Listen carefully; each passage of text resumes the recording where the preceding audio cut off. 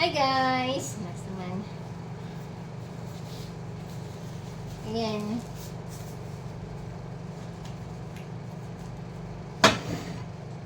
Ang dami naming pinggan.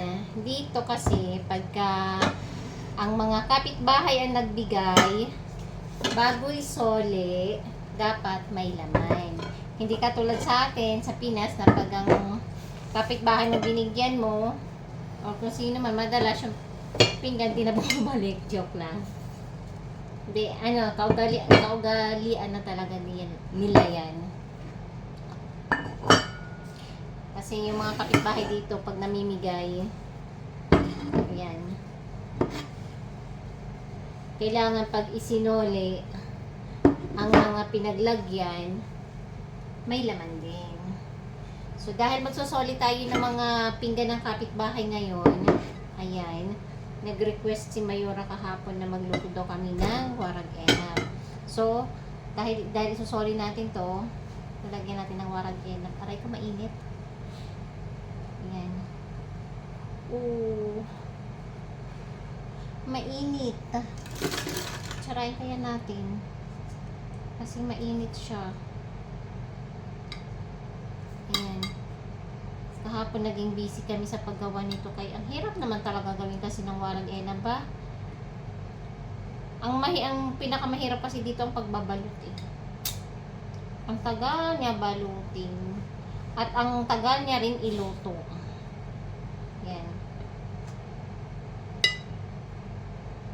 Kutsarain natin kasi mainit. Parang ang laki naman ang aking lalagyan.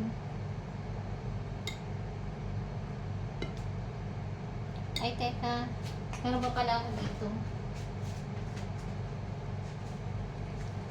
Iilalim ko nga pala to kasi malamig ko. Ayan.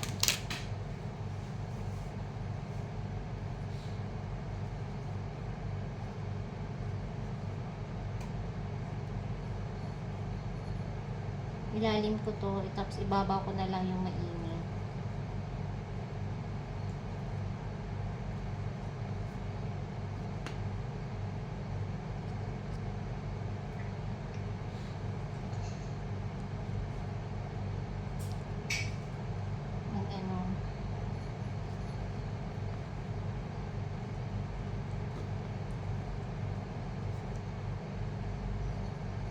Babawan natin ng mainit.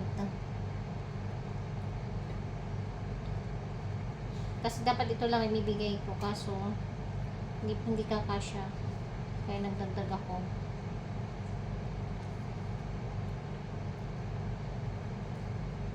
Ay, mali. Natanggal na ang dahon.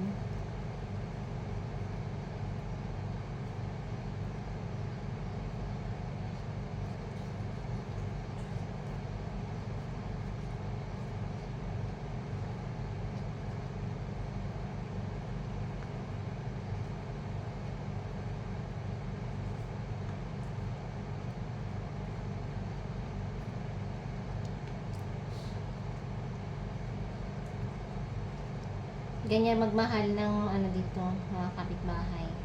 Kanyang magmahalan talaga.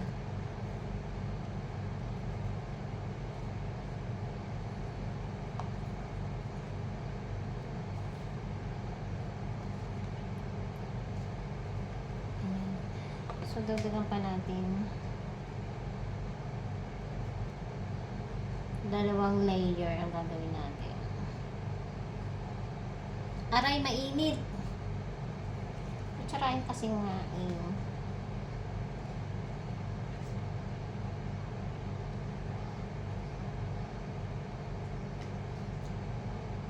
Ito kaya yung pinakamatagal gawin.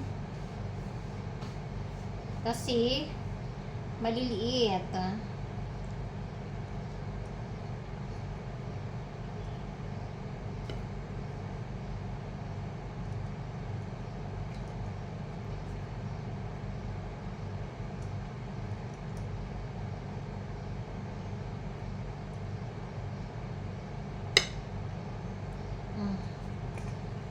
Ayun na siya. Tcharam! Yan. So, pwede na tayo magsoli ng mga pinggan ng kapitbahay natin. Lagyan natin sa bawang. Ay, wala akong apron. Huwag tumalsik.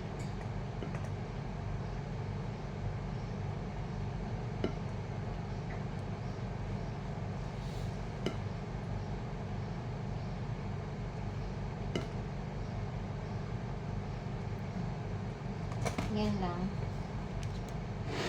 Suman kayo dyan! Sorry na natin yan.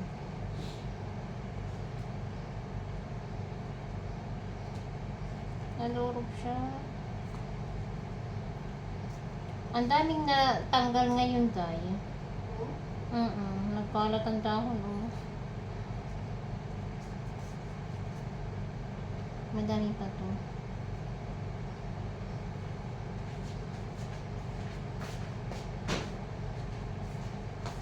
So, ayan, ready na tayo magsoli ng ating mga pinggan ng kapitbahay. May laman na siya. Bye-bye!